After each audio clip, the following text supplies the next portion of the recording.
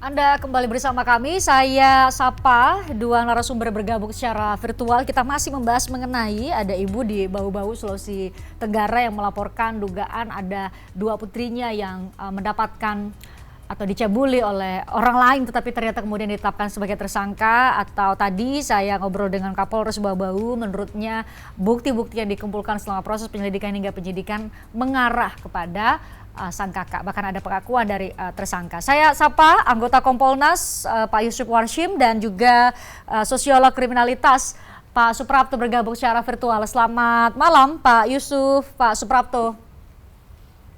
Selamat malam, salam sehat. Selamat malam. Salam sehat, terima kasih sudah bergabung. Saya ke Pak Yusuf terlebih dahulu. Pak Yusuf, ini protes dari sang ibu, ini ibu korban maupun terduga pelaku ini Pak Yusuf, ini membuat sejumlah pihak ragu terhadap proses penyelidikan dan penyidikan yang dilakukan oleh Polres Bau-Bau. Ini bagaimana seharusnya bisa meluruskan ini kepada tidak hanya kepada publik tetapi tentunya kepada ibu korban sekaligus menjadi ibu terduga pelaku sekaligus bersama dengan keluarga yang lain tentunya. Baik, terima kasih. Kompolnas dalam kasus ini sejak Februari terus sudah melakukan pemantauan hingga saat ini, termasuk apa yang beredar di di medsos ataupun di publik, karena pada awalnya kasus ini terekspos di media yang ada di Sulawesi Tenggara, di Bau-Bau khususnya, sehingga kami Kompolnas sebagai pengawas eksternal memantau berita-berita terkait dengan kasus yang itu terekspos dalam pemberitaan.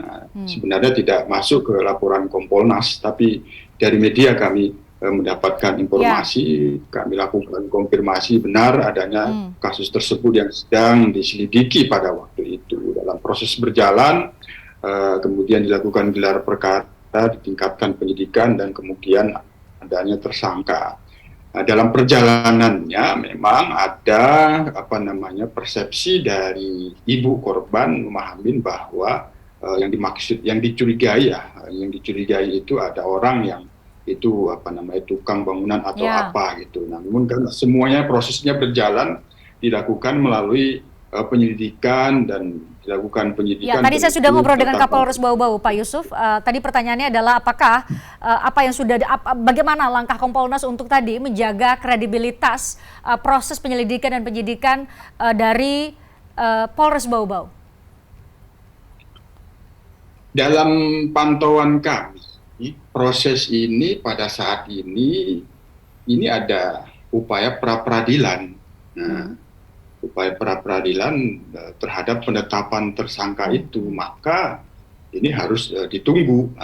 Kami sendiri di dalam pantauan telah terus berkoordinasi dengan penyidik agar apabila putusan pra-peradilan itu tidak menguntungkan bagi penyidik, maka sudah dipersiapkan langkah-langkah apa agar kasus ini menjadi bisa diselesaikan, ditangani dengan baik dalam proses penyelidikan dan penyidikan. Hanya saja ya Mbak, dalam fakta-fakta kasus ya, kita sungguh menyesalkan dan memprihatinkan kekerasan terhadap anak, terutama kekerasan seksual. Dalam beberapa fakta memang kasus-kasus kekerasan seksual ini yang ditangani polisi, kasusnya itu memang melibatkan keluarga dekat gitu di beberapa kasus. Nah, jadi tentu dalam hal ini yang dilakukan oleh polisi jangan sampai itu terjadi kesalahan. Namun kami sendiri telah membaca prosesnya, namun karena pada saat ini ada proses pra-peradilan, sebaiknya kita tunggu dulu hasil pra-peradilannya. Itu yang paling penting. Kami sendiri sudah menyiapkan beberapa catatan-catatan, namun kami menunggu hasil pra-peradilannya. Baik, baik. Baik Pak Yusuf, saya ke Pak Suprapto. Pak Suprapto, tadi saya berharap Anda sudah bergabung saat saya ngobrol dengan Kapolres Bau-Bau, tapi tentu Anda sudah juga mengikuti karena ini viral di media sosial. Mungkin Anda bisa memberikan pandangan. Ini menjadi pertanyaan karena kan satu menjadi dilema, kita coba lihat dari perspektif saya, ibu menjadi dilema, ia mau melaporkan, yang korbannya juga adalah anaknya, terduga pelakunya juga adalah anaknya. Kemudian Anda juga bisa melihat potensi atau segala kemungkinan lebih mungkin mana memang ya dalam kasus-kasus semacam ini terduga pelakunya justru apakah seperti yang dikatakan oleh Pak Yusuf tadi bahwa ya biasanya memang adalah orang terdekat ketimbang orang lain atau orang asing yang berada di sekitar atau di lingkungan kediaman. Ya, baik. Jadi satu hal yang sudah kita ketahui bersama adalah bahwa kita mengenal apa yang disebut dengan triangle of gold gitu ya, triangle of gold dalam proses peradilan atau segitiga emas, bahwa satu proses peradilan itu harus melalui ada laporan, kemudian ada saksi, dan kemudian sejumlah bukti gitu ya. Nah, tadi Pak Kapolres sudah menyampaikan bahwa laporan jelas sudah ada dilakukan oleh ibu korban, kemudian saksi juga tadi misalnya ada tetangga gitu, kemudian lalu barang bukti. Nah, nampaknya memang ada ketidakseimbangan antara bukti-bukti yang didapatkan oleh penyidik dengan bukti yang dimiliki oleh keluarga korban, dalam hal ini adalah ibu korban tersebut, karena tadi juga dinyatakan masih bersifat asumtif gitu ya, atau bersifat asumsi. Nah, kami menangkap beberapa hal, misalnya tadi tidak muncul gitu ya, apakah korban ini karena ada 4 tahun dan 9 tahun ini, biasanya anak-anak itu kan jujur, ingatannya tajam gitu. Apakah juga tadi kami tidak mendengar gitu bahwa apakah anak-anak ini ditanya atau tidak gitu. Sebetulnya apa yang terjadi pada saat misalnya minimal apakah memang benar bahwa kalau siang hari kakaknya datang lalu ngeloni ataupun menidurkan dia gitu, menemani dia tidur gitu ya, paling tidak itu untuk cross check, tapi tadi sayangnya tidak muncul gitu. Tetapi memang yang menarik tadi saya sempat mendengar ada suntik bius gitu. Kalau misalnya itu benar, saya kira mudah-mudahan visum itu bisa juga melihat bekas, misalnya ada nggak bekas suntikan itu gitu. Karena kalau tadi misalnya bukti video porno itu sebetulnya menurut kami belum merupakan bukti kuat ya, karena banyak sekarang ini orang-orang yang di handphonenya, di laptopnya itu menyimpan itu, tetapi tidak digunakan untuk hal-hal yang buruk gitu. Kalau tadi kata Pak Kapolres sudah ada pengakuan dari kakak para korban, Pak Suprapto, bagaimana? Ya, itu tadi yang kemudian lalu yang jadi pertanyaan, kan tadi juga disampaikan ada intimidasi.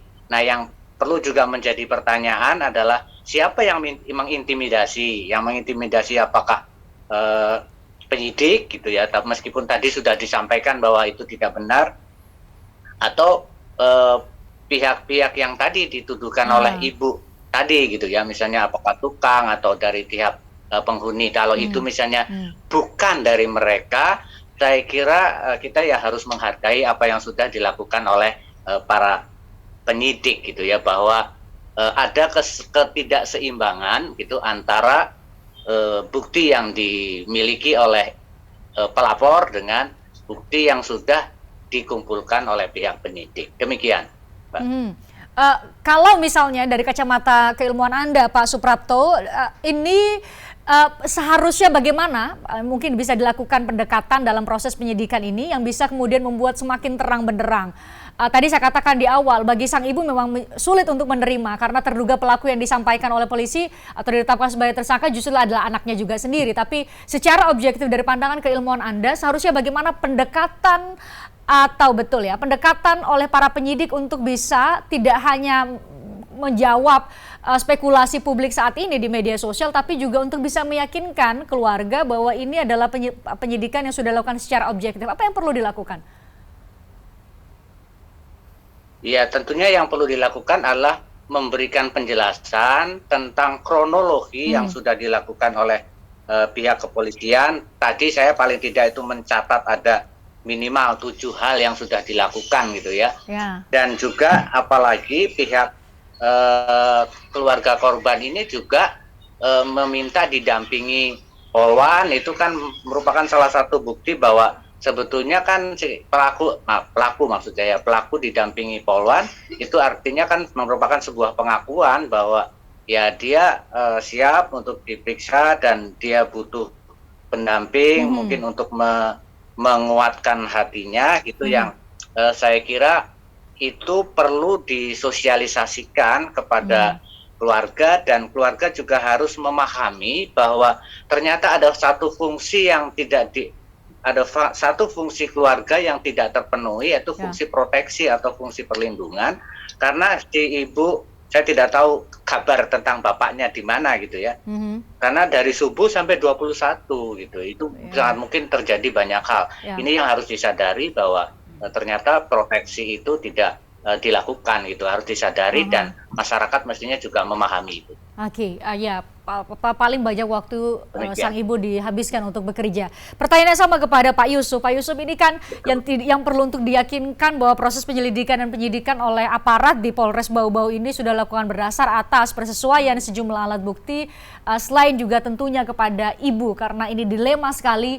Ibunya adalah ibunya para korban, ibunya juga tersangka atau terduga pelaku dalam kasus ini. Apa yang menurut Anda dari sudut pandang Kompolnas, apa yang menurut Anda seharusnya dilakukan oleh para penyidik di Polres Bau-Bau untuk saat ini? Ya, saat ini yang harus dilakukan menghadapi proses pra-peradilan dan menjelaskan sejelas-jelasnya proses penyelidikan dan penyidikan yang dilakukan. Sejak awal memang di dalam penetapan status penyidikan dan kemudian tersangka persis sebagaimana yang disampaikan Pak Kapolres tadi, bahwa ada pengakuan dari terduga pelaku. Nah, sementara ini kita sebaiknya menunggu pra-peradilan. Kompolnas sendiri sudah punya catatan-catatan, namun proses pra-peradilan ini harus kita tunggu. Apakah penetapan tersangka yang ini mengarah pada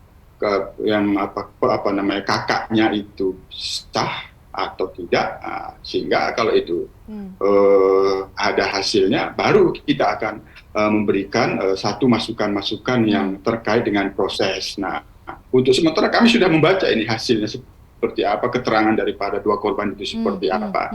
Namun sebaiknya kita tunggu dulu proses pra-peradilan ini seperti apa hasilnya, karena ini akan diuji oleh hakim. Itu dari sudut pandang proses pra-peradilan, dalam hal ini adalah penetapan spesifik mengenai penetapan tersangka, apakah sesuai dengan prosedur yang ada. Saya ingin Anda memberikan pandangan, sedikit singkat saja memberi pandangan. Ini korbannya adalah anak-anak, diduga melibatkan adalah saudaranya sendiri. Mungkin Anda punya masukan kepada para penyidik bagaimana pendekatan, ini tidak terkait dengan pra-peradilan ya, tapi pendekatan proses penyidikan, dalam proses penyidikan yang perlu atau seharusnya dilakukan oleh para penyidik di Polres Bau-Bau. Ya, tentu masukan yang penting bagi penyidik agar hasil yang sementara ini ada dan sedang diuji di pra-peradilan tentu tetap dikomunikasikan kepada pihak keluarga, kepada pihak ibunya. Terkait adanya kecurigaan daripada pihak ibu, tetap ini menjadi masukan yang harus terus diterima. Meskipun ada berkembang, ada laporan polisi dari pihak yang dituduhkan itu karena ada perkembangan media sosial. Kami kira itu sementara. Ya, kita tunggu bagaimana proses pra-peradilan. Artinya kalau proses pra-peradilan kan di dua pihak yang bersengketa nih, baik itu keluarga korban punya versi sendiri atau punya keyakinan sendiri, penyidik punya keyakinan sendiri, maka majelis hakim yang akan berdiri, kita harapkan berdiri atau berada pada posisi yang objektif untuk melihat proses penyelidikan dan penyidikan yang sudah dilakukan oleh Polres Bau-Bau. Pak Suprapto, terima kasih Anda sudah join. Pak Yusuf juga terima kasih Anda sudah join. Kita ikuti bagaimana perkembangan dari kasus ini. Saya juga terima kasih, sehat selalu buat Anda berdua. Saya juga mengucapkan terima kasih buat Anda pemirsa sudah nonton kami sejak 17.30 hingga 18.30 tadi. Kita jumpa lagi besok dengan narasumber dan tema lainnya tentunya. Saya Christian Grich, sampai jumpa.